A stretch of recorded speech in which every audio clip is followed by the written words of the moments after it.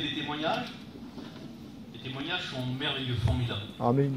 Le témoignage, c'est une vie transformée, une vie qui a été changée par le Christ. Et quand on écoute ces témoignages, des vies transformées, ça rend gloire à Dieu, parce que Dieu a tant aimé le monde qu'il a donné son Fils. Afin que quiconque croise en lui puisse avoir la vie éternelle. Car c'est le Christ qui apporte la vie éternelle. J'avais préparé pour vous, si vous avez un petit message d'exhortation, parce que je croyais que c'était la réunion de prière. Voilà. Mais par rapport au déroulement de la réunion, eh ben, je vais me laisser diriger. Amen. On va se laisser diriger par le Seigneur. Et puis, c'est lui qui apporte la solution. C'est lui qui convertit. C'est lui, en réalité, que la parole de Dieu lui appartient. Alors, si jamais, par exemple, tu écoutes sa voix, n'endurcis pas ton cœur. Ne dis pas toujours non à la parole de Dieu. Parce que tu as besoin, en réalité, de l'accepter. Comme nous l'avons accepté. Comme l'Église de Jésus-Christ qui est ici, l'a accepté. Parce qu'il y a 2 endroits où passer l'éternité. On vous a déjà pressé ce genre de message. Mais ce sont des messages en réalité qui sont vrais pour chacun de nous et qui est salutaire pour chacun de nous. Alors si vous le voulez bien, on va prier le Seigneur avant de commencer. Je vais vous dire quelques mots, je ne vais pas vous tenir longtemps, mais je vais vous dire que Jésus vous aime. Amen. Et qu'il veut vous sauver. Amen. Voilà, on demande au pasteur de l'église je vais vous lire un texte dans la parole de Dieu qui se trouve dans 2 Corinthiens 2 et verset 11. Afin qu'on puisse bien comprendre la parole de Dieu. L'apôtre Paul dit, si je pardonne quelque chose, c'est à cause de vous, dans le pardon. Parce que tout homme a besoin de pardon dans son cœur. Parce qu'il est pécheur et il est privé de la gloire de Dieu. Alors l'apôtre Paul dit, si je pardonne quelque chose, c'est pour vous, à cause de vous. Et pourquoi ce pardon? Pourquoi on a besoin de pardonner? Pourquoi on a besoin en réalité de se pardonner les uns aux autres? Pourquoi que Jésus-Christ a besoin de nous pardonner à nous?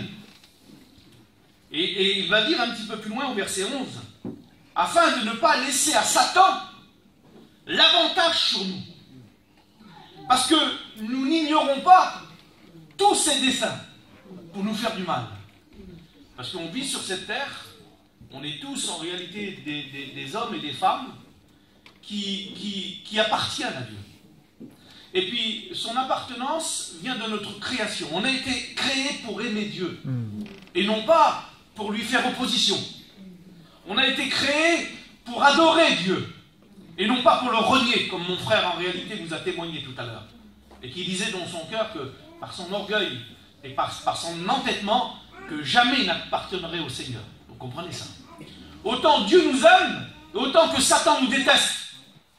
Autant Dieu en réalité est parti nous préparer une place, afin que là où il est mis l'Église, il sera aussi.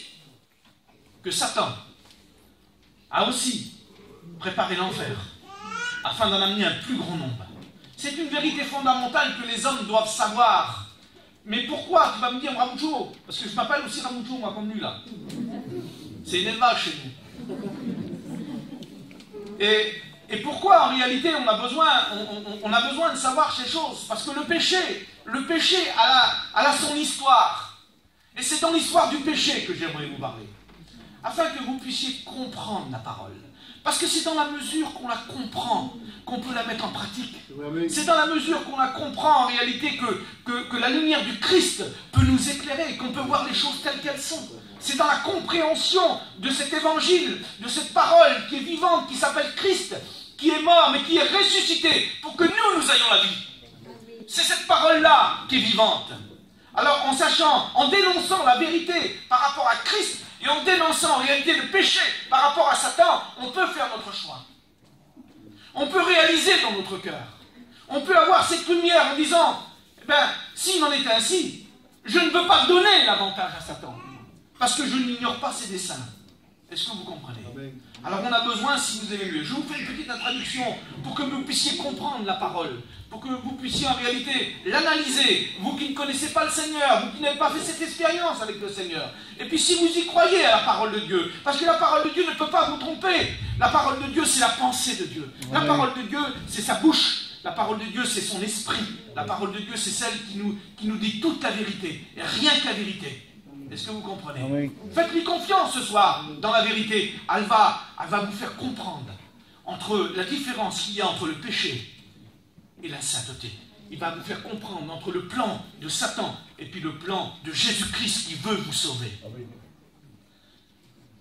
Je n'ai pas trop l'habitude en réalité de rémunérer ce genre de choses, mais il faut que je vous dise la vérité, il faut que je vous fasse une introduction pour que vous puissiez comprendre. Ézéchiel 28 va nous donner une structure, un plan, comment Satan a péché dans le ciel. Il nous rémunère en réalité ces choses, pour que l'on puisse comprendre. Ézéchiel 28, verset 12. Satan était un chérubin protecteur aux ailes déployées. C'était une création de Dieu, quelque chose de formidable. Ange de lumière, on l'appelait. On l'appelait étincelant. Il a été créé par Dieu. Et tout ce qui a été créé par Dieu était créé à la perfection. Parce qu'il n'y a pas d'imperfection dans les choses de Dieu. Il n'y a que la perfection dans la création. Il était le plus bel ange au niveau de la lumière. Il a été chérubin, protecteur, aux ailes déployées. Il était couvert de toute espèce de pierres précieuses dans ce qu'il était. Vous voyez que c'était quelqu'un d'exceptionnel. Il a été intègre dans ses voies, la Bible nous dit, dans sa création. Il n'a pas toujours été pécheur. Il a été intègre dans ses voies. Depuis le jour où il fut créé, la Bible nous dit. Et un petit peu plus loin, il nous dit que tout à coup, jusqu'au jour où l'injustice a été trouvée chez lui. Lui qui était en réalité plein de splendeur, plein de lumière, créature de Dieu à la perfection, parce que Dieu ne crée pas l'imperfection. Est-ce que vous comprenez? Jusqu'au jour où l'injustice a été trouvée chez lui. Il a été rempli de violence dans le ciel. Et la Bible nous dit, et il a péché. Il s'est rendu pécheur. Et il a été privé de la gloire de Dieu. Et la Bible va un petit peu plus loin dans les détails. Il dit, ton cœur est devenu arrogant à cause de ta beauté. Il devait être beau, hein? Il devait être prince de lumière. Il devrait être étincelant. On l'appelait Lucifer, qui veut dire lumière étincelante. Et tu as été arrogant, la Bible nous dit. Alors, du fait qu'il a péché contre Dieu, du fait qu'il s'est corrompu, du fait que son orgueil a passé par-dessus, du fait en réalité qu'il n'était plus le chérubin protecteur aux ailes déployées, du fait qu'il a consommé, il est le consommateur du péché, il est le consommateur du mensonge, il est le consommateur de la tromperie, il est le consommateur en réalité du leurre, de celui en réalité qui n'existe pas, mais qui veut apparaître. Et à un moment donné, Isaïe 14 reprend un petit peu sa structure pour bien comprendre. Il dit, dans sa pensée, il dit, je siégerai, il dit, sur la montagne de Dieu. Regardez son arrogance. Regardez sa prétention. Il dit, je siégerai sur la montagne de Dieu, sur la montagne de la rencontre, je serai Dieu, disait-il. J'élèverai mon trône au-dessus des étoiles, dans son arrogance. Imaginez-vous un petit peu. Ton cœur a été arrogant, et tu as dit, je suis assis sur le trône et sur le siège de Dieu. Dieu a provoqué son exclusion du ciel. Dieu l'a mis à la porte du ciel. Dieu en réalité l'a précipité. Dieu lui a enlevé sa sainteté. Dieu lui a enlevé son étincelant. Dieu lui a enlevé en réalité qu'il n'était plus chérubin protecteur aux ailes déployées. Il s'appelait plus Lucifer brillant. Lui, en réalité, qui a été créé à la perfection, il s'est déformé lui-même par le péché. Il s'est déformé lui-même par son arrogance. Il s'est déformé lui-même, en réalité, par sa prétention. Il y a eu exclusion. Exclusion du ciel. Je vous fais cette introduction pour que vous puissiez comprendre le fil du message. Et un petit peu plus loin, au verset 16 et 17, Dieu parle. Il dit, je t'exclus de la montagne de Dieu. Il l'exclut du ciel. Je t'exclus de la montagne de Dieu. Je te jette par terre. Du ciel est devenu sur la terre. Et tu ne seras jamais plus rien qui correspond par rapport au ciel, qui correspond au siècle divin, au ciel divin. Il dit, tu ne seras jamais plus rien. Tu ne représenteras jamais plus rien. Et il l'a jeté sur la terre. Et à partir de là, Lucifer, qui est devenu Satan, s'est mis en œuvre en réalité de combattre Dieu. Mais pour combattre Dieu, il faut un cheval de bataille. Est-ce que vous comprenez? Il faut un cheval de bataille pour que ce soit de bonne guerre. Mais tant que l'homme n'a pas été créé, il n'avait pas le droit de regarder Dieu en face et vivre. On n'a pas le droit de regarder Dieu en face et vivre. Qui peut s'attaquer à Dieu? Qui peut regarder Dieu? Qui peut contester contre Dieu? Parce qu'il est tout sauf un imbécile, vous avez compris, hein? Il connaît ces choses. Et à un certain moment donné, Dieu a créé l'homme. Il a créé l'homme à son image. Tiens. Il a créé l'homme à sa ressemblance. Tiens. Il a créé l'homme en réalité pour que l'homme soit quelque chose de merveilleux pour Dieu. Il a créé l'homme pour que l'homme l'aime. Il a créé l'homme pour que l'homme vive pour Dieu. Il a créé l'homme pour son plaisir. Il a créé l'homme pour que ça lui fasse du bien. Est-ce que vous comprenez ça? Et Satan, en réalité, qui était là, et qui comprend qu'il ne peut pas combattre Dieu, mais qui peut combattre les hommes. Il peut combattre l'homme. Il peut le corrompre, comme lui, il a été corrompu. Son cheval de bataille, en réalité, ce n'est plus de combattre Dieu, mais c'est de combattre l'homme. Parce que l'homme est le fils de Dieu. Parce que l'homme est la créature de Dieu. Parce que l'homme, en réalité, Dieu a tant aimé le monde. Pourquoi? Afin que son fils meure, pour que les hommes soient sauvés. Regardez un petit peu le prix du rachat, le prix de la rédemption. Alors à partir de là, si vous avez mieux, il fait la guerre. Il fait la guerre à l'homme. Et il veut absolument, par tous les moyens, le corrompre. Il veut à tous les moyens lui inclure le péché. Par tous les moyens, il veut l'empoisonner. Parce que le péché est un poison violent qui mène en enfer. Alors quand Dieu a créé l'homme dans le jardin, la première chose qu'il va faire, il va s'approcher de la femme. Dieu avait donné ses commandements que vous connaissez par cœur. L'arbre de la connaissance du bien et du mal, l'arbre du péché. Il est cet arbre qui est là, tu n'en mangeras pas. Par contre, tu peux manger de tous les autres arbres que tu veux là. Mais celui-ci, tu n'en mangeras pas. Parce que le jour où tu en mangeras, tu mourras. Du fait qu'il avait donné cet ordre, en réalité, Adam et Ève, les premiers hommes, qui avaient les regards dessus, ne voulaient pas y toucher parce que Dieu l'avait dit. Mais pour faire du mal à Dieu, pour combattre Dieu, Satan s'est approché de la femme. Subtil. Et il a commencé à lui mettre le doute dans son cœur. Comme il met le doute dans ton cœur, que l'évangile elle est vrai ou elle n'est pas vraie. Comme il met le doute dans ton cœur en réalité que Jésus-Christ est mort pour toi. Comme il met le doute dans ton cœur dans les témoignages qu'ils t'ont donnés. Le doute c'est l'ennemi de l'homme. Le doute en réalité c'est quelque chose qui trompe l'homme. Et à un moment donné, il lui a dit, est-ce que Dieu a réellement dit ces choses? Il n'a pas dit que c'était pas vrai. Hein? Il l'a mis en suspens. Il l'a trompé par des paroles qui sont... Est-ce que Dieu a réellement dit ces choses? Mais il dit oui, le jour, il nous l'a dit clairement, le jour où on en mangera, on mourra. Mais non, c'est pas comme ça. Je vais t'expliquer, moi. Le jour où tu en mangeras, tu seras comme des dieux. Il a enjolé les choses. Il a enroulé les choses, parce que c'est un rouleur. Il a dit le jour où tu en mangeras, là, il dit, tu seras comme des dieux. Et quand on regarde en réalité la définition comme des dieux, ça veut dire que tu pourras faire du bien à Dieu. Ça veut dire que tu pourras connaître sa pensée, tu pourras faire en réalité ce que lui veut, tu seras comme lui.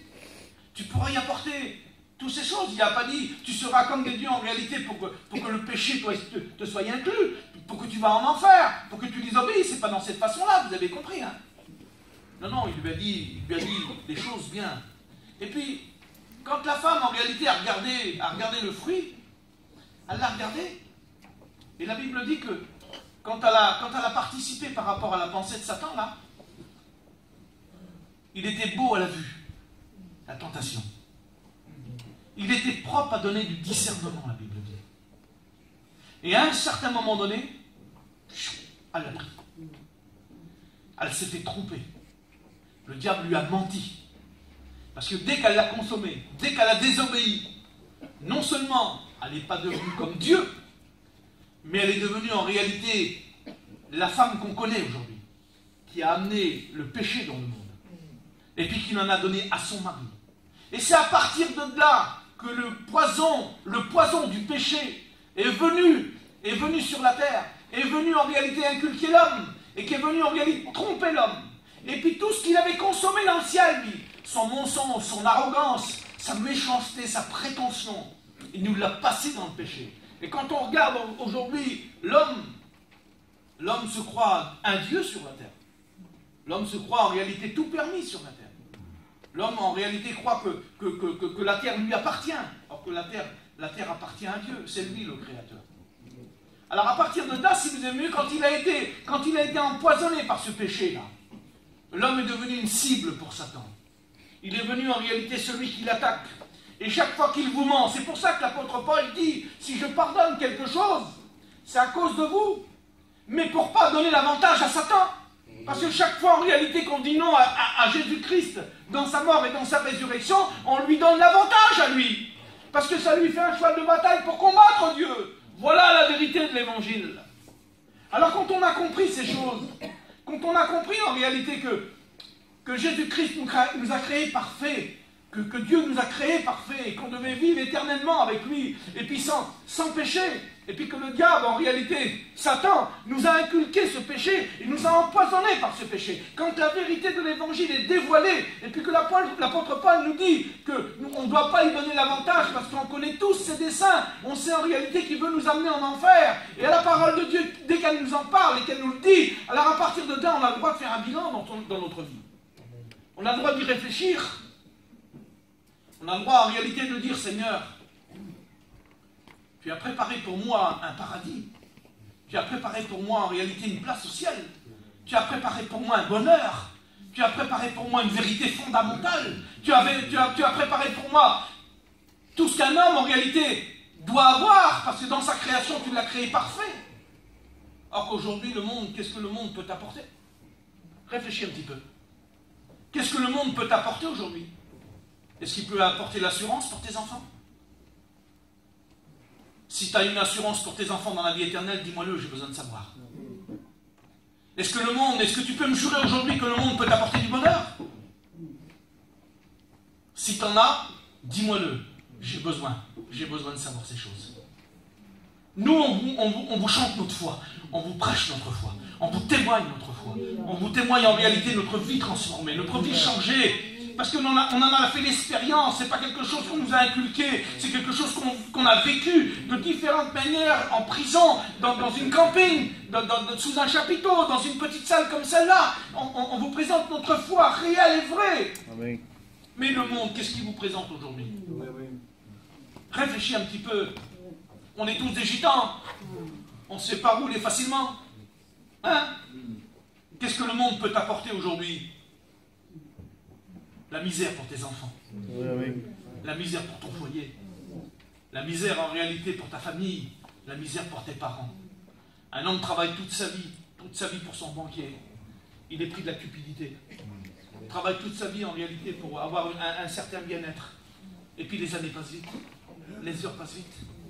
Et à un certain moment donné, on regarde sa montre, on a un certain âge, on a bossé toute sa vie, on a acquis pas mal de biens.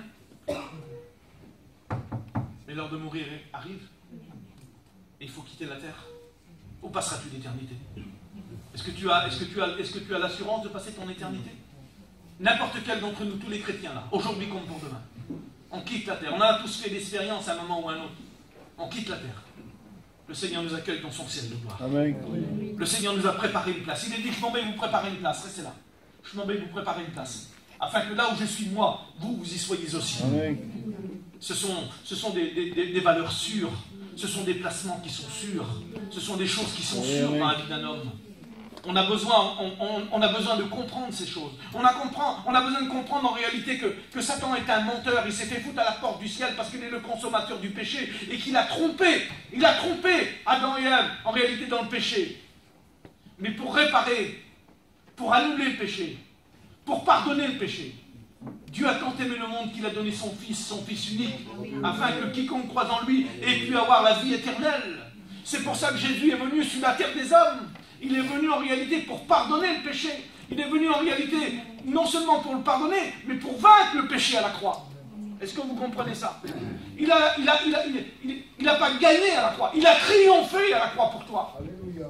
Toute ton espérance, tout ton bonheur, toute ta richesse, tout ce que tu peux espérer dans le monde, Jésus-Christ l'a accompli. L'a accompli à la croix pour que tu puisses être sauvé. On a besoin de vous parler de ces choses pour que vous puissiez les comprendre. Vos pasteurs qui sont là vous dites jour après jour que Jésus vous aime et que Satan vous déteste. Ils sont en train de vous présenter en réalité quelque chose de vrai. On a besoin d'avoir cette grande réalité. Alors regardez ce que Matthieu dit. Matthieu 13, verset 19. Regardez. Parce que Satan s'oppose à la bonne nouvelle, à l'instant même que tu vas venir à la réunion, que tu vas comprendre. Tu vas comprendre, toi. Parce qu'un homme ne peut pas reproduire ce qu'il n'a pas compris. Vous avez bien compris, hein? Bon, eh ben, quand on vient à la réunion, qu'on écoute le conseil de la parole de Dieu, et puis qu'on commence à la comprendre, et que ça tombe dans notre cœur, et puis qu'on a fait germer dans notre cœur, on a une compréhension, la lumière commence à venir. On commence à comprendre. On commence à comprendre qu'on n'est pas fait pour aller en enfer, on est fait pour aller au paradis.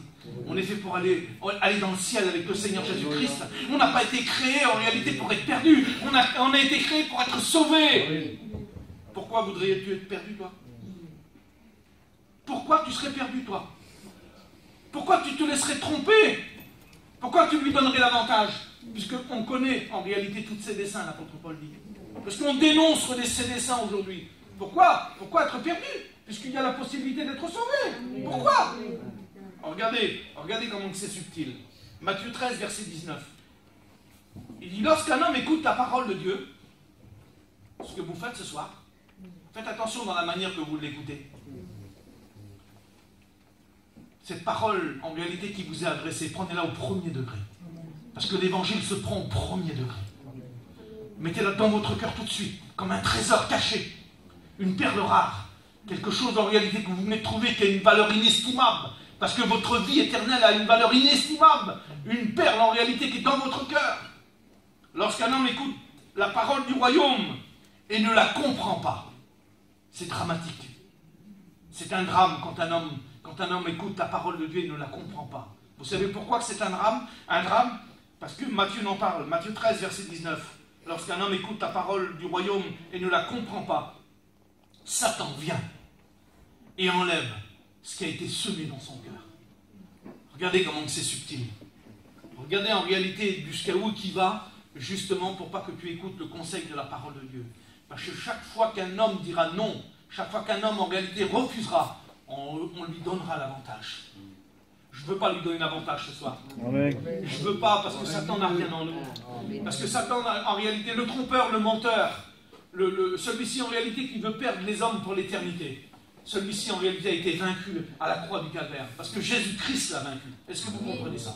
Quand tu écoutes la parole de Dieu, comme ce soir, analyse-la, comprends-la, fais le pour et le contre. Mais la valeur d'un homme. Qu'est-ce qu'un homme pour que je me souvienne de lui, la Bible dit? Qu'est-ce qu'un homme? Quelle prétention un homme pourrait-il avoir par rapport à l'éternité? On ne va pas comparer nos 70 ou 80 ans de plus robustes parmi nous, là. Hein? Les hommes qui vivent le plus vieux dans la vie, c'est 70-80 ans. Qu'est-ce qu'un homme de 70 ou 80 ans, en réalité, peut comparer par rapport à la vie éternelle? Par rapport à l'éternité? L'éternité, c'est long, hein? C'est long, l'éternité. Est-ce que vous comprenez? Alors, dans la joie, dans la félicité, dans le paradis de Dieu, dans la place où il nous a préparés, c'est un bonheur éternel. La Bible nous en parle, de ce bonheur éternel formidable, avec nos anciens qui nous ont précédés, avec les anges, avec les patriarches, avec tout ce que Jésus-Christ nous a préparé. Mais oui, dans l'autre côté aussi, dans l'autre sens. Dans l'autre sens. Ceux qui n'hériteront pas le ciel. C'est dramatique. C'est un drame. C'est aussi pour l'éternité. On vous doit la vérité de l'évangile. On vous doit vous avertir. On vous doit vous dire en réalité qu'il faut accepter le Seigneur. Parce que Satan trompe les hommes.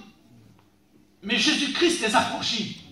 Satan en réalité essaye de dire le mensonge afin que le mensonge trompe. Mais Jésus dit la vérité pour nous affranchir. Regardez. Il y a un autre texte et puis je finis. il cherche à tenter les chrétiens. Parce que la tentation, c'est son point fort. Vous avez bien compris. Tout ce qui brille n'est pas d'or, méfiez-vous. Alors le serpent dit à la femme, je vous ai expliqué, vous ne mourrez pas du tout. Vous serez comme des dieux. Et c'est tellement important en réalité d'écouter sa voix. C'est tellement important de le discerner. Parce que quand un chrétien, en réalité par le Saint-Esprit de Dieu, par l'affranchissement de la parole, par sa lumière, quand il nous présente quelque chose, en réalité, il sait que dans notre cœur à nous, on le voit tout de suite.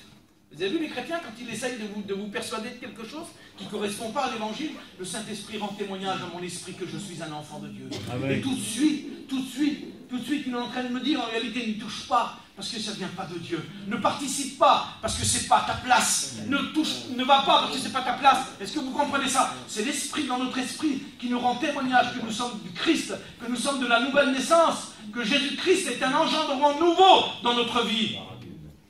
Mais au sens contraire, l'homme qui est dans le doute, il essaye, il s'investit dans les choses. Ça le mène à sa perte, ça le mène à sa ruine. Et plus il y croit, et plus le temps passe. Plus il travaille pour le monde en réalité, plus le temps passe. Et c'est du temps gagné pour lui. Ne vous faites pas avoir, s'il vous plaît. Ne dites pas toujours non à Jésus-Christ. Dites-lui oui ce soir. Dites-lui en réalité que vous avez besoin de l'accepter. Dites-lui en réalité qu'il y a deux endroits où passer l'éternité. Eh bien, je veux passer l'éternité avec Christ. Tu as péché, tu as été exclu du ciel. Et tu veux me transmettre ton péché. Je le refuse aujourd'hui parce que la parole te dénonce. Parce que la parole en réalité, elle te dit la vérité. Je te dénonce aujourd'hui. Je n'accepterai pas le mensonge. Je n'accepterai pas ton arrogance. Je n'accepterai pas ta méchanceté. Je n'accepterai pas ta tromperie. J'accepterai en réalité la vérité de Christ. L'amour de Christ. Sa félicité en Christ, je l'accepterai. J'accepterai la place que tu m'as préparée au ciel. J'accepterai ta mort. J'accepterai ta résurrection. J'accepterai ta nouvelle naissance. J'accepterai l'Esprit de Dieu. J'accepterai d'être baptisé du Saint-Esprit. J'accepterai de faire partie de l'église locale. J'accepterai ce que tu as préparé pour moi. Amen. Je voudrais que vous fassiez une expérience avec le Seigneur. Je voudrais que vous réfléchissiez. Je voudrais que cette parole touche ton cœur. Je voudrais que cette parole en réalité te fasse réfléchir que tu as besoin d'accepter Dieu. Je ne vais pas te faire lever ta main, mais je vais prier pour toi. Baissez vos têtes, on va prier ensemble. Afin que le Seigneur puisse te bénir, afin que tu puisses comprendre la parole. Seigneur, nous voulons te bénir et nous voulons te rendre grâce. Merci pour la vérité de ta parole qui est la vérité, ta parole qui est fondamentale pour notre cœur.